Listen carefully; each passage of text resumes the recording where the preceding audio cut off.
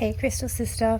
So I get asked a lot about combining different crystals. So this is a really cool little master lesson. So there are some crystals that I've had that I just don't want to combine. Like I don't like the feeling of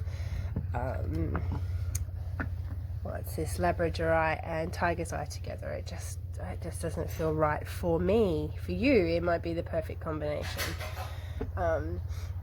Whereas something like this morning, I was noticing these two. So these are in my outside crystal bowl, so these aren't in my house, and will at some time go back into my house, I'm sure. And they're just out here for cleaning and just, yeah, a nice transitionary space. But these two crystals, that smoky quartz, I've had this smoky for a really long time actually. This morning, this combination, this key, almost feels like it could be something missing, but in itself it is okay as well. So combining those two crystals together, you can have a look at that and just see how that makes you feel. That's how I can combine crystals, whereas say if I pick this one up and I put it with a, it might be too much different. Oh, actually it will be.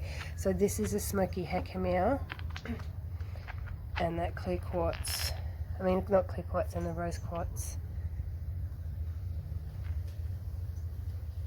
Feel the difference in that. So look at the difference. It can be just how the colours stimulate you. Had one lady who I worked with who said she couldn't feel anything, but she could look at a crystal grid and go, no, that's wrong, it just looks wrong, and you have to put this here and this here and this here. But if I said feel, she's like, no, I don't feel anything, which it's just about what kind of verbiage you're using, I suppose. But so, putting those two together. So let's have another different one.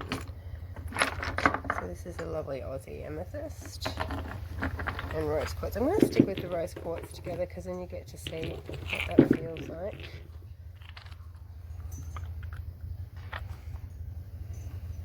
So this one's a little bit dirty. It's been out here for a little while. Don't know if you can see that. Change that one up a bit. Okay, so here's another smoky. See, that works good for me.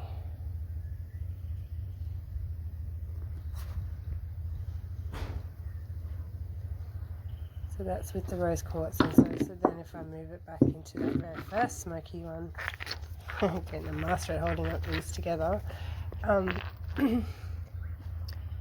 it's a lot softer and a lot different, a lot more diffused energy.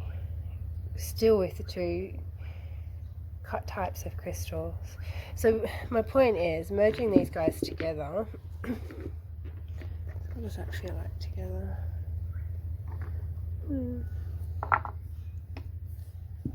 So that's my big labradorite ball. See, those two together work really well. They've been hanging out together actually outside in the garden. Oh, I like that. See, that to me is a really good combination, and obviously is a good combination for me. So I could do a crystal essence out of that, putting those two, making them separately and putting them together, or combining them together. I could just put them in the bath together with me. I could meditate with the two of them. See, when I said that, I just got this feeling like, yeah, that would really be expansive for me. It just felt right from the inside. There's not really any words. I just felt myself open up with the idea of meditating with these two crystals. So I will do that today. So let's add a smoky in there. See, that drops it down for me. I didn't like that. See, whereas that smoky, I could still, it does still drop it down actually, but I kind of like it as well. Combining crystals is about you feeling and paying attention, playing and coming into a space. Ooh, look at those two. So it can be about colour, like that. Look at how beautiful those two colours are together. Or it can be purely about feeling. So maybe imagine these three together. You can go and have a look at it and go, okay, in a book this is what the three of them do. I'd like to mix that two together because that's the answer to my to my problem. And then once you do that, then you can come along and put them together like this and pick, if you've got a few different kinds of amethyst or a few different pieces of rose quartz.